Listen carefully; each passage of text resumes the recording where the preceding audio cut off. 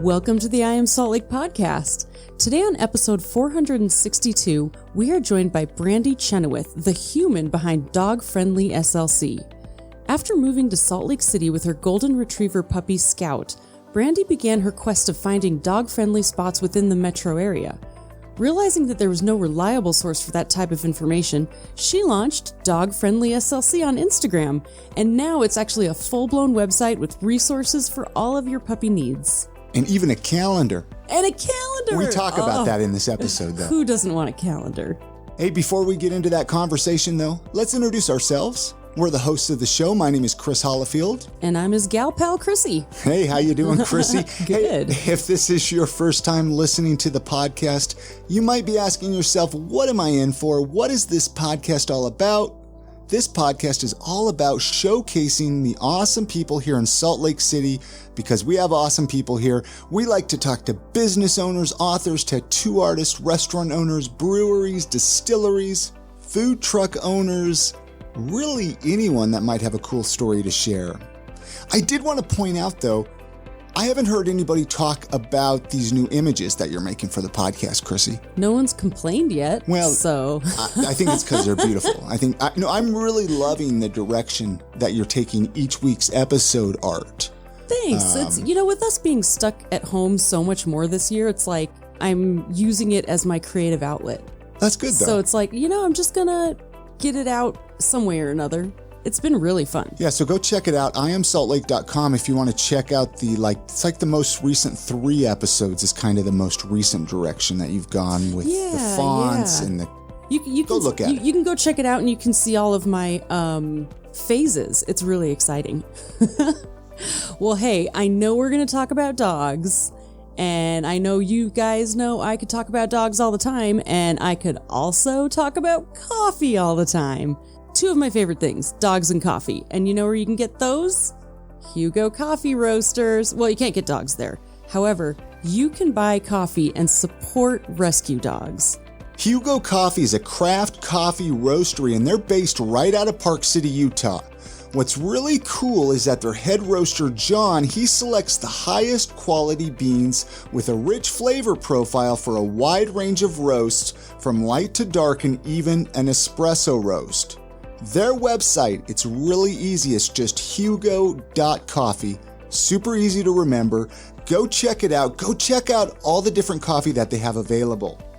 We created a special promo code just for I Am Salt Lake podcast listeners and their friends. If you use the promo code podcast when you're at checkout, what happens here is you get a super awesome deal of buy one bag, get the second bag 50% off with free shipping. That is bonkers ridiculous. Buy one bag, get the second bag 50% off, free shipping. Time for a present for a friend? Send them a bag. Again, the website is hugo.coffee, and you have to check out all of their blends, you guys. They are so good.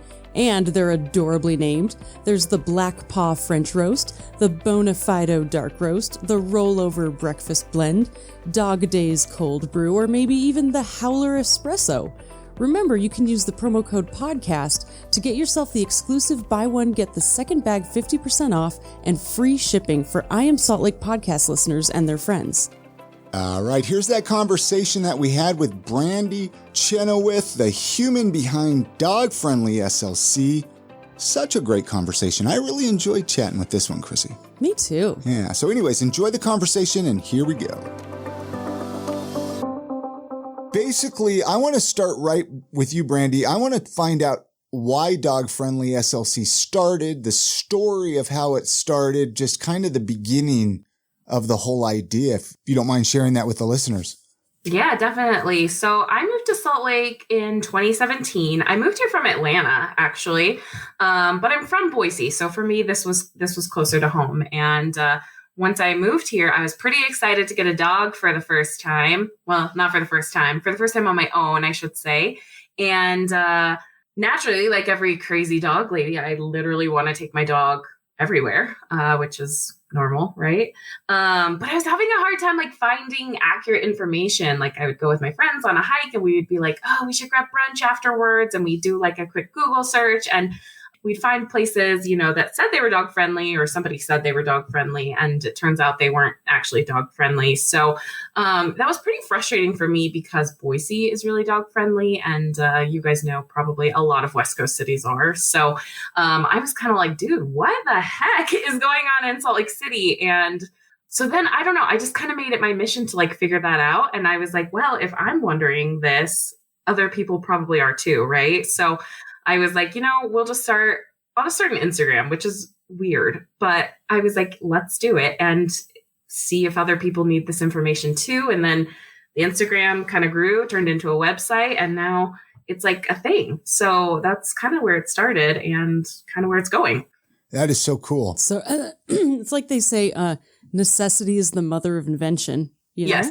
It's Yes. great that you needed it because now we have it. Thank you. Yeah, right. I know. Where was I 3 years ago when I moved here? So Yeah, I know. Oh, yeah. Have you noticed, is Salt Lake City more dog friendly between you said 2017 is when you moved here to now? Has it become more dog friendly, do you think? Oh gosh, I don't think so. I mean, slightly. I will say we've seen more restaurants in the past 3 years become dog friendly. It's quite a process to become a dog friendly restaurant in Salt Lake City. So we've definitely seen more restaurants. But other than that, I would say it's about the same and definitely less dog friendly than our neighboring West Coast cities. Boise, Denver, Phoenix, Vegas, even. Interesting. I find that interesting because I've always thought Salt Lake City was dog friendly, but.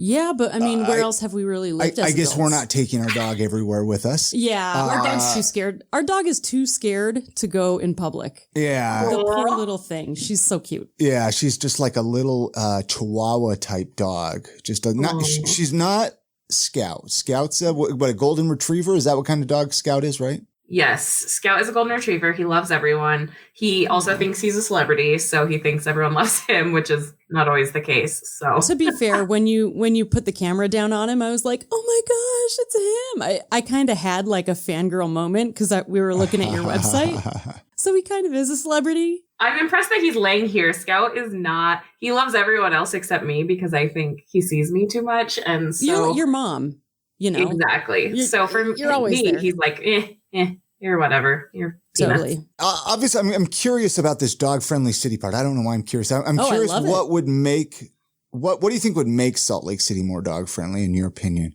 Like what would make, you're saying like Boise's more dog-friendly. Like what's the difference? I'm just curious because I would love to make it better if that's possible. I just don't know if that's possible.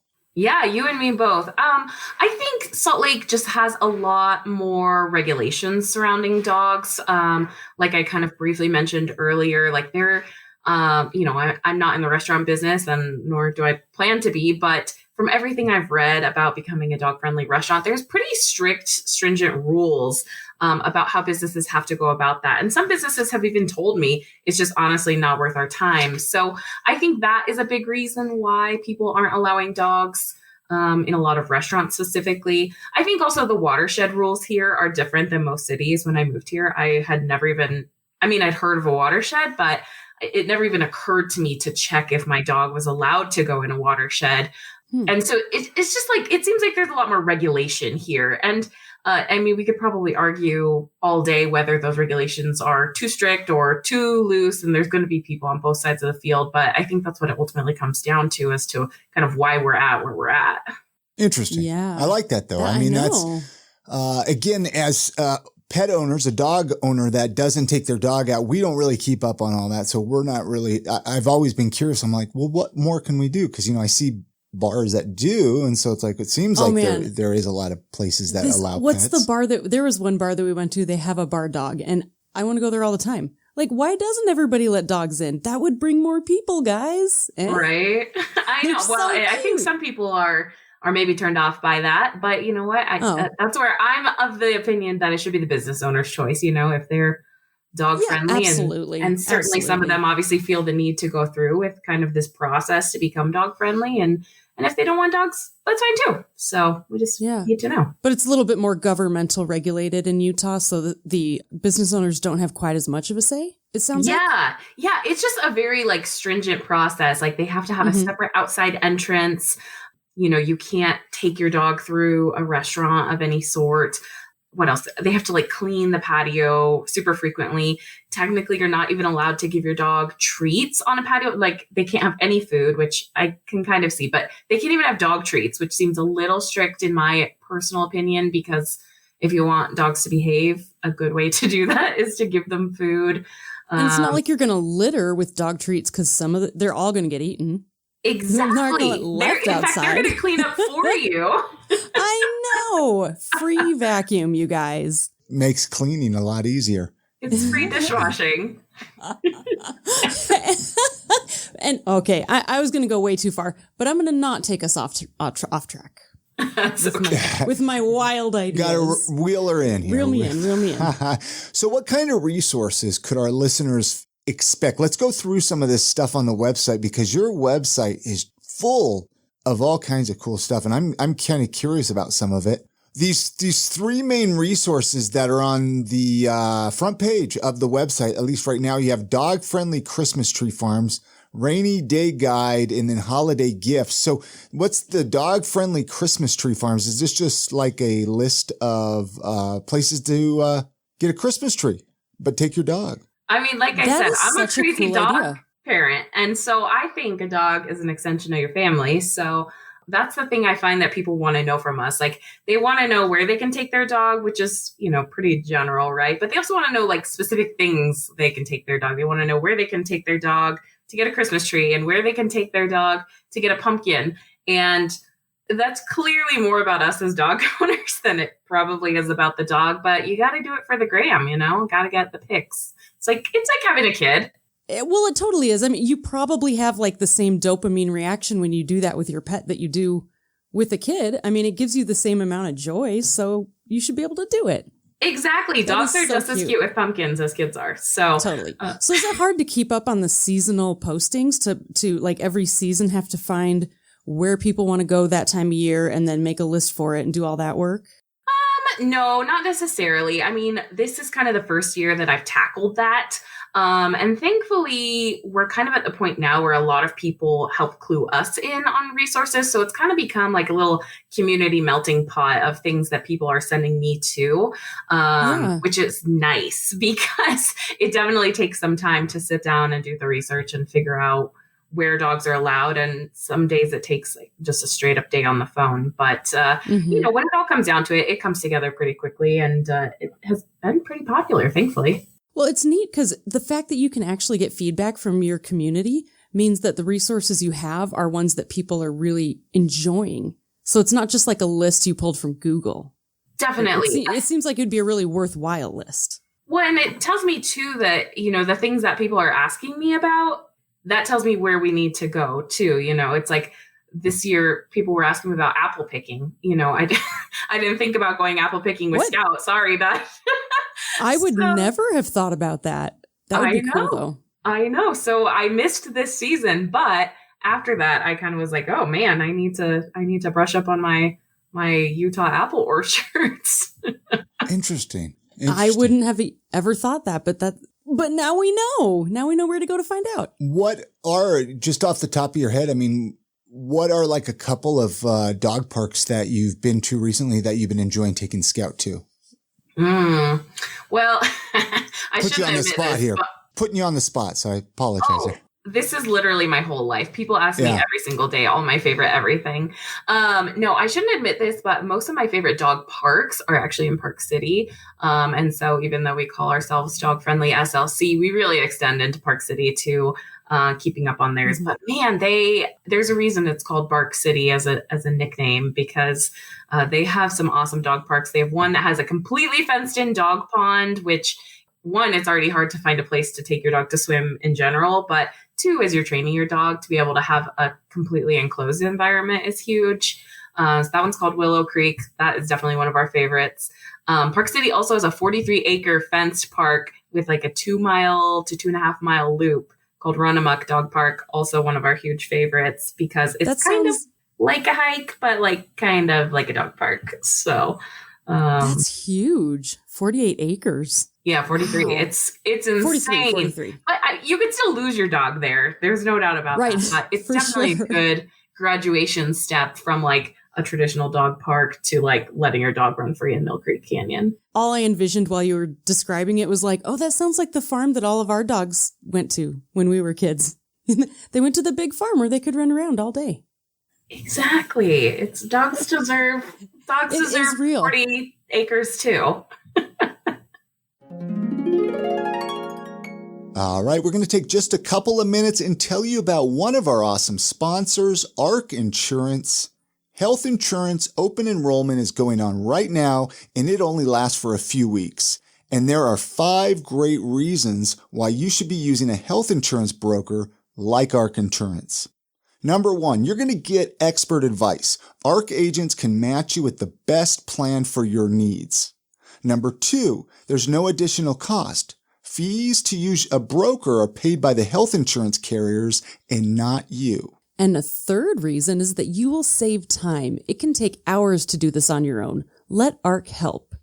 Reason number 4, you will save money. ARC will help you find a plan with the lowest possible cost with the best coverage.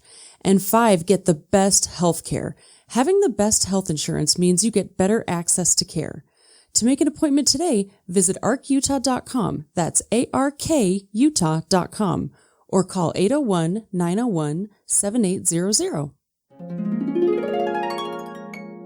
So that's cool. So those 2 dog parks up in Park City, those sound pretty cool. Yeah. You can take our Karen up there. Plus, like, who cares? We're all the same. We're Utah. Yeah. But exactly. What's been like the most rewarding thing for you with doing this blog and doing all this dog friendly, kind of showcasing Salt Lake, for the dog friendly? What's been the most rewarding thing for you by doing this? I think just knowing that we're there as a community resource, because knowing the frustration that I went through 3 years ago, trying to find these types of things, it really brings me a lot of satisfaction and joy to go find these types of things. And also knowing that we've kind of built this little like dog community now pre-2020 life, we were having dog meetups and we've met so many friends, we would have events, things like that. And it's been fun to kind of start to get to know dogs. Eventually, 3 times later, meeting them, learning the human's name. It's been fun. And, it's a good way for Scout and I to bond too. Scout thinks his life is really hard. And so if we don't go somewhere one day, he just thinks that his life is the worst. So I've created a monster in that sense. But overall, I'd say it's been a fun, rewarding community. That's really cool. Yeah, that is the flip side. Once your dogs know that, how much fun is out there, you got to keep playing, man. Oh, exactly. He sits and cries by the front door and is like, are we doing something today or not? And I'm like, some dogs just stay home for 8 hours, but that's not acceptable in his world. Where do you want to take all this? Where do you see it going in 5 years for you? Yeah, I think that obviously when I first started this, it was kind of more about the where, is figuring out all the places that were dog friendly. And while some new ones crop up each year, we've done this for 2 years now, we still find a few new things. I think more now it's about kind of the why and the how. We talked about that a little bit earlier, how can we make Salt Lake City dog friendly or more dog friendly? Specifically when we talk about restaurant regulations, well, those were put in place, I think, in 2012. Are they still applicable now? Should we talk about revising them? So I think that is kind of what I've moved into tackling a little bit more. Obviously, we still want to grow our community. I've started focusing a lot more on dog-friendly events, which in 2020 we haven't been able to do, but as much of, I should say. But we did sneak in a couple socially distanced things. We did a learn to sup with your pup, a stand-up paddleboard class 4 times this summer. So just kind of creating those opportunities for people to do things in Salt Lake, get out in Salt Lake and bond with their dog is kind of where I see this going in the future. Very cool. That sounds so that's a lot of work. Yeah. So you're actually trying to get involved in even making changes. I'm not political. I don't know the words, but is it would you say in legislation? Yeah, it's city ordinances mostly. Yeah, so you're really getting involved with trying to make progress within even the government, convincing them that's really, it seems like it could get frustrating. I'm sure it could. We're not that far down the road, but I think I've kind of put myself in this position almost as like a dog expert in this area, which is a weird thing to be or say. But I think people who know me or people who follow me regularly will know that I'm really a big advocate too of like, we have to be good stewards of like what we've been given, because there's no doubt that like dogs are a polarizing thing, right? Like I kind of feel that way about kids, but like people feel like that about dogs a lot. And I think that instead of getting in these kind of like heated debates about what we want and what we have, it's like we're kind of in this position where we almost have to like prove that we can be good stewards of what we've been given in order to get more. And so like that's kind of the message that I always try to push with people, is that we have to kind of respect the things we've been given. We have to bring all the people to the table and see like what's best for us as a community. Like, of course, I want to bring Scout everywhere, but like that might not make sense. And I'm okay with that too. And that's really, really cool that you can appreciate and respect that other people might have like allergies, so they need to go to a restaurant where dogs aren't allowed. I think it's, especially in kind of today's world, it's very uncommon for someone to sit down and be able to see two sides of a situation that is divisive. Like, not even kidding, even if it's about dogs. And so it's really neat to see that you have the foresight while you're going forward with this to just like be respectful of all humans involved. Even though you love dogs, you want to give dogs what they want too, but you're not trying to have it at the expense of other people. Definitely. Which is really, really neat, because I think that rarely happens when people are advocating. Which is a little sad, but the fact of the matter is that like none of us can be an expert in everything. And so, even conversations I've had with restaurant owners, I'm kind of like, man, I just don't understand this specific rule. And they bring kind of like the hospitality side of it. And they're like, oh, well, like we think this is probably why that exists. And we actually appreciate that. And I was like, I was just looking at it as a burden. And they're like, oh, we actually like it that way. So it definitely takes, all kinds of kinds, even though I'm like golden retrievers everywhere. Well, and it's just neat that you guys can have that conversation too and walk away, part ways, and be like, totally cool. I get it. Thank you for talking with me about it. It's not something that we see very often. Well, thank you. It's because you're a dog person. Dog people are pretty cool. We're not going to get anywhere if we don't bring a variety of opinions to the table. Like, we're just not. Absolutely. Everyone needs a seat at the table. I want to find out a little bit about this dog-friendly calendar that you made. Like, did you decide to put this together completely yourself? Is that kind of what it's all about? Just took random pictures of dogs in Salt Lake. Tell us a little bit about it. So this is like a huge undertaking, one of the biggest I've taken so far with Dog Friendly SLC. Obviously, I kind of, we have a lot of resources on our website, and I have a wealth of knowledge just like stuck in my brain of things you can do with your dog. And I get a lot of messages about what people can do, where they can take their dog, things like that, obviously. And I just thought, so where this idea really came from, I got to give credit where credit's due. So TF Brewing, I love them. They're super dog friendly. They last year put out a Dogs of TF Brewing calendar, and it was a fundraiser. They did it, cute pictures of the dogs at the brewery. It was super fun. And I decided that was going to be like my dog calendar. And so like I wrote events on there, because sometimes like, even though I have an events page on my website, like sometimes I just need like a very wide picture of like everything that's going on. Like August is a really dog friendly busy month. September is a really dog friendly busy month. And so I started writing the dog friendly events just as I found out about them on there, so that especially as we were planning our events, we could kind of plan around that. And I don't know, maybe like 6 weeks ago, I was like, why is this not a thing? Why don't we have a dog friendly calendar? And so I reached out to our Instagram following, and I was like, hey, do any of you want your dog to be in a calendar? And if so, send me a picture. And we had over 100 people submit photos of their dogs. Wow. And yeah, I know, right? It's so crazy. That's awesome. Then I started just pulling like funny things. I'm like, gosh, what would I want to know? So I reached out to lots of the places that are known for having like every single year dog friendly events. So Yappy Hour, the Galvan events team was kind enough to give me those dates. Of course, all of this with the disclaimer that like, who knows what 2021 is like. Fair point. Right. I was like, I promise I'm going to put a disclaimer in there. Yeah, Wheeler Farm always has a couple of dog-friendly events that sell out every single year. And so not only do we have like their event dates, but we actually have the event registration dates on the calendars because people are always asking me like, oh, I didn't know, I didn't see it. So I just wanted it to be kind of a resource for that. We also added funny dog holidays because it seems like every other week, right, is like National Dog Day or National Puppy Day or National Pit Bull Day. It's like there's so many dog holidays. So we put all those on the calendar. There's not even any human holidays. Like New Year's, who cares? I hope you know what it is because it's not on my calendar. I need that calendar. I need it. I want that in my stocking on Christmas. Okay. I mean, it's available. I mean, anybody, you can buy right here on the website, dogfriendlyslc.com. Oh my gosh. I love that. You put just the dog holidays on it. That is so clever. Well, I don't want to be polarizing, right? There's lots of holidays out there, but all we care about is the dog ones.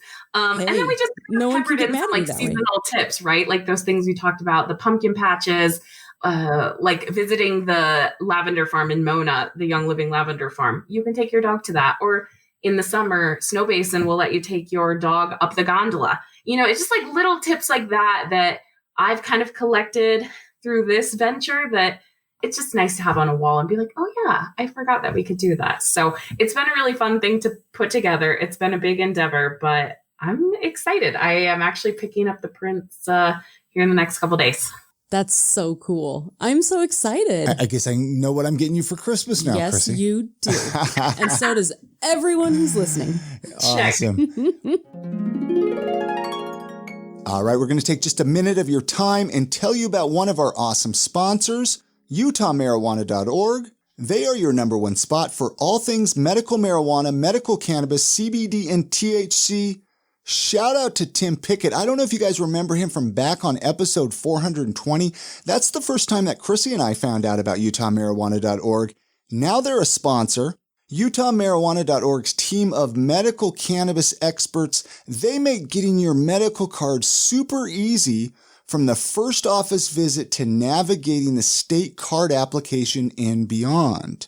And we know they have over 20 compassionate and highly skilled qualified medical providers ready to help everyone find relief who needs help.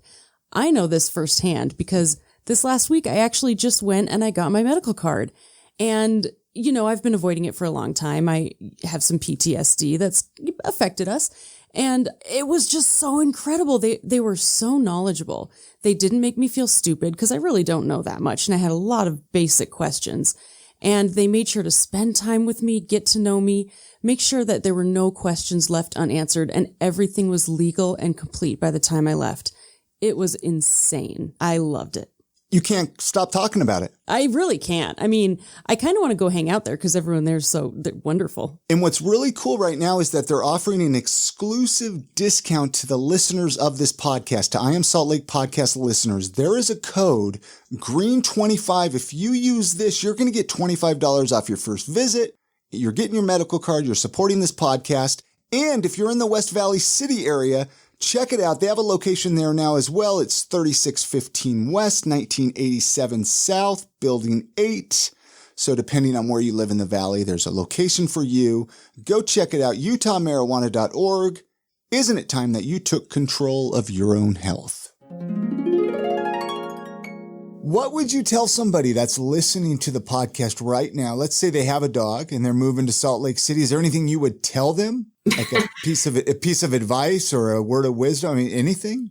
Yeah. One thing I find a lot of Salt Lake dog owners don't know, even ones who either already have a dog here or who adopted a dog and already live here, is that you actually have to register your dog. You have to get a dog license with almost every city, county, and municipality in the area. So that's a big thing that people miss. There's a lot of benefits to that. For instance, Salt Lake County Animal Services will guarantee that if your dog is licensed with the city, that if they find it injured and it needs, life-saving medical care, like they guarantee that they will get that care for your dog. And obviously lots of reunification. You also need it to get on a lot of patios. It's one of the requirements to go to the restaurants.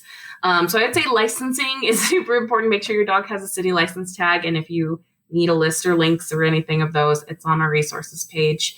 And then I would also encourage people to read up on kind of like watershed rules. Again, that's a big thing that I just had I didn't even know that I should look that up, when I moved to Salt Lake and had a dog. Can I ask a question about that? Of course. Okay, because I know you said it and I was like, okay, I kind of think I know what that is, but to be perfectly honest, this is all new information to me that you have to license your dog and watershed. So like, can you kind of give me a dummy breakdown version of if I wanted to license Karen, that's our dog, and take her with me everywhere? What would I on the resource how would I research page? Watershed stuff? Like, what is it? I'm just curious. Oh, the watershed. Yeah. Yeah. Yeah, I know. What, right? Well, licensing, that's pretty self-explanatory. You mostly just have to say, is your dog neutered? Right. Or follow the links. Like that. Address. Yeah. Contact microchip information. That's pretty easy. It seems like there are resources for that. Right? I know. Watersheds, that's a pretty common thing. It's like, obviously Salt Lake derives a lot of its drinking water from snow that melts in the mountains. And these watersheds are where that water comes down through the mountains specifically. They're like water towers. Well, I'm from the Midwest, but not, they hold water. Now I know what it is. Right. Well, it's like, no, really, I really don't know anything. Our mountain water coming down for the drinking. And there's definitely a lot of opinions about watersheds too. And watersheds exist everywhere, not just Utah. And for some reason, they're very protective of them here. So it's one of those things that they just don't want watershed water contaminated. Even humans can't swim that makes sense. In watershed areas. Which I appreciate. Right. Thank you. Thanks, everybody. That was a good question. And thanks for teaching me that, by the way, Brandy. I apologize. I just really wanted to know what that was. And I'm sure there were people listening. I kind of had thoughts of what it was, but I wasn't 100% sure. Well, we never want to admit it, but here's the deal. I genuinely don't care if I'll be stupid, because then if I'm stupid, you can tell me the answer and then I'll be less stupid. So thank you. I'm sure there's other people who had that question too. But yeah, it's about protecting our drinking water. Long story short, that's what it is. And then I'm kind of on board. Exactly. So you just got to be careful of where you take your dog, because there are definitely canyons. The Cottonwood Canyons, for example. I have a confession to make. In the 3 years I've lived in Utah, I have not been up either of the Cottonwood Canyons. I can't believe I'm admitting this in a place that people will hear this, but because Scout can't go with me. You should really move out of the state and be ashamed, because, how dare you? No, look at that though. That's adorable though. You're like, you know what? If I can't enjoy it, or if you can't enjoy it, I won't either. I know. I need to though. I need to go up. But those are the biggest ones. Everyone wants to go up big at the little Cottonwood Canyon with their dogs, but you can't. And there's also just other random quirks about Utah, like Mill Creek Canyon is a super popular recreating canyon for people with their dogs, but because mountain biking is such a huge thing here too, and dogs and mountain bikes, they just don't mix super well. Kind of the compromise that has been agreed upon is that on the odd days of the month, dogs can go in the canyon off leash. And then on the even days of the month, they have to be on leash so that we can kind of, yield those paths to mountain bikers. And that's a nice compromise. That's great. But it's just one of those things that doesn't always get communicated super well, or that people just don't know, because why would you think about that? It's true. But I have to admit, all I'm imagining now is like free dogs and bikers just running all together and them chasing the bikers. And it's a pretty good scene in my head. Right. I don't know that mountain bikers appreciate it quite as much as it is in your head. But they would hate it, but it would be hilarious. Exactly. So tell us a little bit about Scout. I know I brought up that he's a golden retriever and whatnot, but tell us, some of his favorite things. I don't know. People see all these photos. Where is his favorite place to go? Ooh, okay. Well, so Scout is 3 years old now. He's a golden retriever, which I said before, it means he loves everyone. Scout, though, also is a little bit not like a golden retriever in a lot of ways. He's very stubborn. He's not that food motivated, which was challenging. I'm more food motivated than Scout is. And he's overall like a pretty calm dude. Like, he gets excited about people and things, but like if I say like let's go for a walk, he's not gonna like spin circles around my front door. Or if I say let's go somewhere, he's not gonna spin circles around my living room. He's just like, he's still sleeping even now. Scout. I was gonna say he's just chilling there. Yeah. That's awesome. He's also not very cuddly, which every golden retriever on the planet is cuddly except mine. So, oh, yeah, Do you just like force cuddle him? Are you like, you know what? I'm giving you a hug. Absolutely. Take it. That's what I do to my kids. See? Come here. I'm giving you a hug. Dogs and kids aren't that unlikely. Or that unlike. Wait, no. I know what you're saying. Wait. They're actually very similar. Yes. Is basically what you're. Thank you, no, Chrissy, I'm with you. for the I got assist. you. Yeah. See, we can be friends if we can understand each other when we're not making sense. So exactly. I am with you. You. I just makes me like you more. You're picking up what I'm putting down. Scout's favorite thing in the world is Frisbee. He loves to chase Frisbee anywhere, anytime, all the time. That's all he cares about in life is Frisbee. And then, as I mentioned, he's pretty spoiled in the sense that he gets to go a lot of places. And so when we don't go places, he thinks that we are living the most tortured, boring life on the planet. He's just like a little diva. That's so cute. Mom, why do you hate me so much? Exactly. He's like you have a we don't leave for multiple days. I mean, he is just such a little stinker that he just like, so I don't understand. And it's just, I created this monster. It's so cute though. It's a cute monster. What about you, Brandy? What are some of your other hobbies and interests that you enjoy doing when you're not doing all this dog stuff? Well, dogs are a lot of my hobby because I still enjoy doing this, even though now it's kind of turned into a little bit bigger than I expected it to. But I don't know. I really like exploring Salt Lake. I still like feel like I'm pretty new here. I've got a pretty good handle, I think, on Salt Lake besides, certain canyons. But I'm still exploring Utah. I like to go out and I still haven't hit a couple of the parks. So getting out and exploring is still high on my list. I also volunteer a lot with Make-A-Wish Utah. That's really important to me. I'm a wish granter for them. So I work a lot with wish kids and wish families. And that's most of my things in a nutshell, to be honest. Now, did you mention... That's impressive. Do you have family here? Do you have any family here? No, just family I created. Yeah, just dogs. Yeah. Very, very interesting. And what are your thoughts so far over 3 years? Like, what was your initial thought? And how do you feel now? And are your thoughts now better than or worse than your initial thoughts? Yeah. Are you ready to run? Or are you ready to stay? I love Salt Lake and I love Utah. So I mentioned earlier, I grew up in Boise, which is not that far away. But what's surprising about that is that I had never really been to Salt Lake before I moved here, which is funny because everyone who lives in Boise is like coming down here for a lot of family, IKEA, Lagoon, any of those things. Skiing, right? That's I know. amazing. It's so random. Everyone's like, how did you not ever go to Salt Lake? Like, I came here one time to go to Lagoon for a senior skip day a lot of years ago. So I'd never really been here before. I was like, yeah, I'll move there. That's fine, whatever. And now I love it. Salt Lake City is like the perfect size city for me. I love how close the mountains are. I'm not like I wouldn't say I'm like a super big outdoorsy person. I'm not into like mountain biking, or I'm not going to go climb Mount Timpanogos anytime soon, but I still appreciate them being close because I do like, getting out and being able to walk or paddleboard or things like that. So I don't and see they're cool to look at anytime soon. I like that idea. You should stay here with us. Yeah, I love it here. I am. It is really a cool place. I know. I went to Denver not too long ago, and I was like, gosh, the mountains are so far away from here. They're so far away. And here I'm like, I can be to Park City in like 30 minutes. It's one of the selling points of Utah, really. Yeah. It's one of the selling points. Speaking of Salt Lake City and Utah and all that, there's a few questions that we ask everybody that comes through here. So we got to ask you, of course, if family and friends visit you here in Salt Lake City, you talk about exploring, but I'm sure you have like certain things that you're like, I like to show this off, or I like to give this specific tour. Is there certain like a building or a town, a hike in the mountains that you like to take people when they visit? Yeah, definitely. So I really love, I'm not quite in Salt Lake per se, but I love the Mirror Lake Scenic Byway. I love taking people up there. It's so beautiful. There's so many good hikes up there. And even just going around Mirror Lake, if you're not into hiking. So I take people there a lot.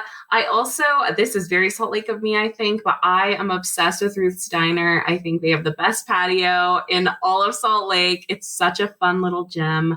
And so I take people to Ruth's Diner like a lot. Maybe it's for me, maybe it's for them. Who can say? Hey, doesn't matter. You're both having a good time. Exactly. At least that's what I'm going to assume. That's actually another one of our questions we ask people, favorite local eating spots. So you mentioned Ruth Diners. I mean, do you have Ruth's Diner? Do you have like one or two other favorite places that you like to go to? Ooh, yes. I love Squatters, which is also dog friendly.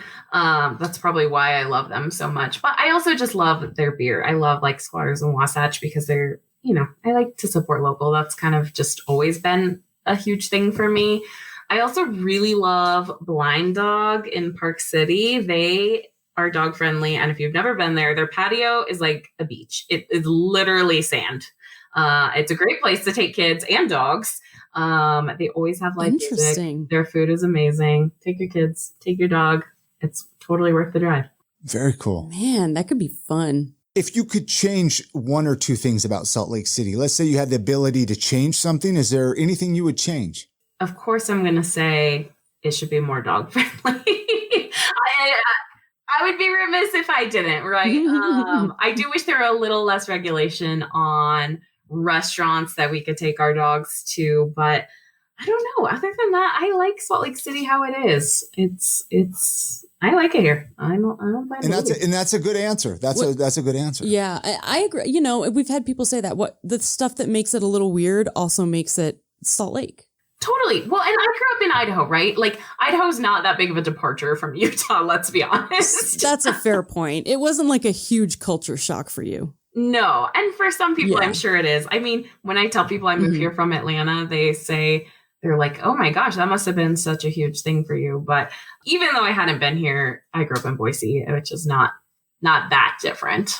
Right. I get that. I'm glad I reached out to you. I'm so stoked that you came on the podcast and talked about everything that you got going on, Brandy. I am so stoked. I mean, is there anything before we wrap this episode up here? Is there anything that you were hoping we would talk about? I know we kind of just skimmed the surface. I'm going to let people just go check out the website. There's so much stuff on there, resource wise. No, I can't think of anything specific. I'm excited too to be able to finally chat with you guys. I love your podcast, and it's been fun as a newcomer to listen to you guys and kind of find a little bit more about the community. I think some people accuse Salt Lake of not having much culture, and I appreciate that you guys are part of the pocket that's trying to change that because we all have our unique little things, right? So, I just want people to get out there with their dogs. And if you need to know about dog-friendly places, let us know. Send me a message. We'll find you a place.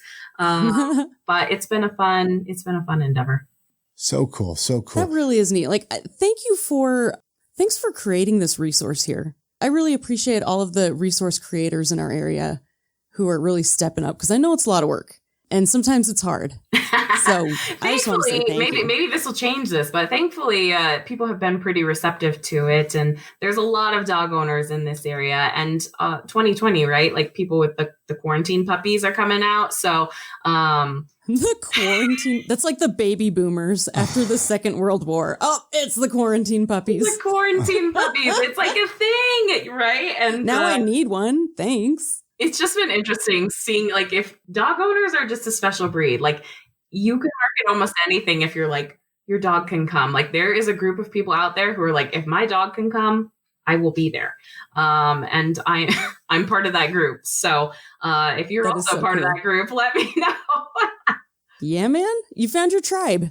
Everybody call Brandy. Well, don't call her. Right. Exactly. We'll have a dog happy hour or something. That's cool. So neat. Chrissy has a final question that she's going to ask you. I'm going to let her ask you, Brandy. Again, thank you for coming and doing the show. And we'll have to bring you back through, catch up maybe like spring, summer, see what's going on here dog-wise in Utah, We would love that. Thank you, Chris. Thanks. Yes. Thank you so much. Okay. My final question is, if you could leave our listeners with a motto or a piece of life advice, what would you tell them? Take your dog. That's it. Oh my gosh, that's perfect. I love it. Okay, I didn't expect that. I'm impressed. Take your dog. If you can, why not? Many thanks again to Brandy Chenoweth for joining us on this episode of the podcast. All of the links that we mentioned and talked about in this conversation, they can be found on our episode show notes on our website that can be found at iamsaltlake.com/462. Go check it out and you can listen to the podcast again right there on the website. And while you're on the website, you can also listen to the entire back catalog of episodes. And if you have a friend that you think would enjoy the show, go ahead and share it with them. And you have a great week. It's going to be beautiful this week. Maybe a little snow, but get out and enjoy the city. Support local, especially right now with everything going on.